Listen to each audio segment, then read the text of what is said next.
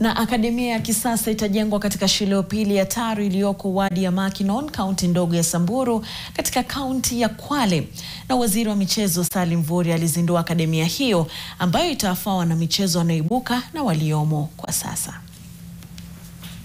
Tutajenga sehemu ya wale wanaokimbia mambo ya riadha, tutajenga wale wanaocheza mpira wa miguu, wale wanaocheza mpira wa volleyball na wale wanaocheza mpira wa netball.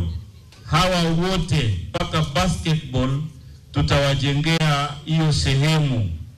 Na pia tutajenga madarasa mawili na tutajenga vyumba ya kubadilisha kwa wale wavulana na wasichana, yani changing rooms, ambayo tutajenga hapo, na utagharimu serikali shilingi milioni 55 kwa muda mfupi wa miezi 4-5 tuweze kurudi hapa ili tuweze kufungua huu mradi wenu.